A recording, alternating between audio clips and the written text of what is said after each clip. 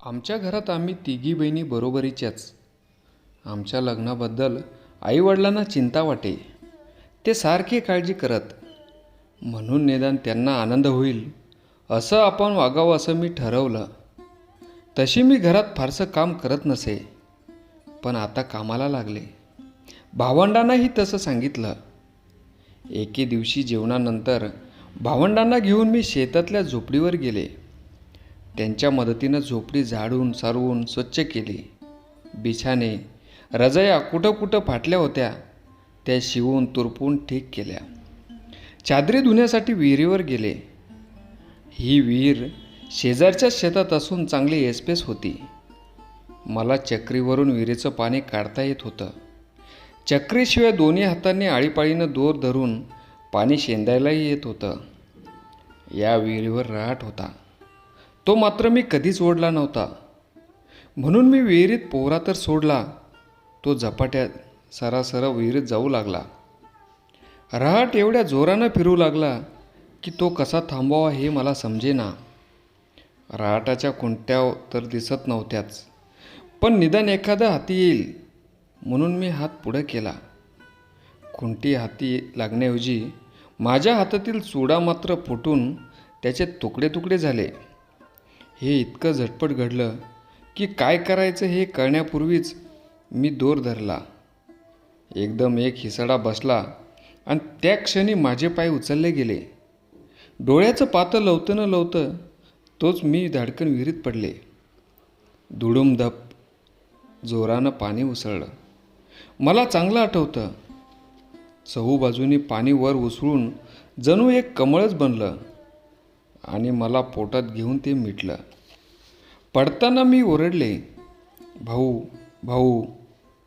विहिरी शेजारीच झोपडी होती खरी, पण तिथून इथे यायला चालून यावं लागे. माझी आरोळी ऐकून माझा छोटा भाऊ मधल्या बाबळीच्या काटेरी कुंपणातून धडपडत आला. मागोमाग बहीणही सगुणाही आली. दोन्ही भावंडं विहिरीच्या थारोळ्यावर उभी राहिली. पाण्याच्या पोटात दोनदा जाऊन आल्यावर आता मी सावरले होते. जो दोर धरून मी पडले तो दोर मी अजूनही गच्च धरून ठेवला होता. दोर पोहऱ्याला जसा बांधलेला होता तसाच राटालाही बांधलेला होता. विहिरीला पायऱ्या नव्हत्या, पण मधून कपारी होत्या. त्यापैकी एक मला गवसली होती आणि तिच्यावर मी पाय टेकला होता. दोन्ही हातात दोर धरून मी विहिरीत लोंबकळत राहिले होते. इकडं दोन्ही भावंड थारोळ्यावर उभं राहून रडत ओरडत होती. शेवटी सगुणेनं सल्ला दिला, भाऊ तू उडी घे आणि अनुताईला बाहेर काढ. वास्तविक भाऊ तिच्यापेक्षा 4 वर्षांनी लहानच. त्यानं धोत्राचा काचा मारला. तो उडी घेणार. तोच मी ओरडून सांगितलं, नको नको, उडी मारू नकोस. पलीकडे शेतात जा, लोकांना घेऊन ये.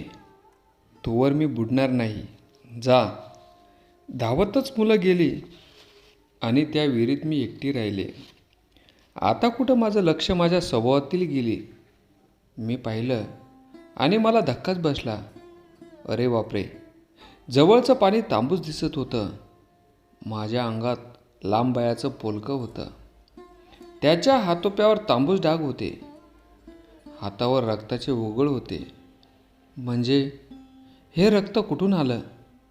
मी हाताकडं पाहिलं. माझ्या बोटांच्या आणि तळ हातांच्या चिदड्या झाल्या होत्या. दोन्ही हाताचं मांस दोरीनं घासल्यामुळे निघालं होतं. आतलं हाड पांढरं फट दिसत होतं. तशात त्या हातात तो काथ्याचा जाड सरबट दोर मी आतापर्यंत धरून ठेवला होता, पण आता मला तो धरवेना. माझ्या तळपायांची आग आग होऊ लागली. आपल्याला अशा दुखऱ्या हातात दोर धरवणार नाही, आता आपली धडगत नाही असं मला वाटलं. माझ्या एकाच पायाला आधार मिळाला होता. तोल सावरण्यासाठी दोर धरून ठेवणं अगदी आवश्यक होतं, पण मनानं अशी कच खाल्ल्यावर ते अशक्य वाटू लागलं. फार वेळ आपला निभाव लागणार नाही, आपली 100 वर्षे भरली असे विचार मनात आले. मी हताश होऊन डोळी मिटले. हातातलं कोण रग लागली होती. डोळू उघडून पाहते तो एक लहानशी गोलगोल सावली विहिरीत पडल्याचं दिसलं. मी सहजच वर पाहिलं. एक छोटासा गोरा गुबगुबीत चेहरा विहिरीत डोकावत होता. चेहरा ओळखीचा होता. झोपडीकडे येता जाताना या मुलाचं घर वाटेत लागेत असे. तो एवढासा लहान मुलगा विहिरीत डोकावून मला धीर देत होता. लोक येत आहेत, घाबरू नको, दोर तोंडात धर. मला हे सुचलंच नव्हतं. लगेच ती सूचना मी अंमलात आणली. हातातला दोर मी तोंडात धरून ठेवला. काही वेळानं गोंगाट करत लोक आले. माझी स्थिती पाहून एक तरुण माणसानं ताबडतोब विहिरीत उडी घेतली.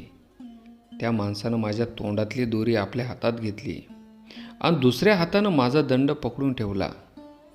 लगेच एक पाळणा खाली सोडण्यात आला. त्या माणसानं मला पाळण्यात बसवलं. लोकांनी पाळणा वर ओढून घेतला. तिसऱ्या प्रहरी मी पाण्यात पडले होते. सूर्यास्तापूर्वी मला वर काढलं. माझ्या आईचा आक्रोश दुरून कुठून तरी ऐकू आला, पण पुढचं काहीच कळलं नाही. डोळे उघडले तेव्हा मी झोपडीत खाटेवर होते. शेजारीच डॉक्टर उभे होते.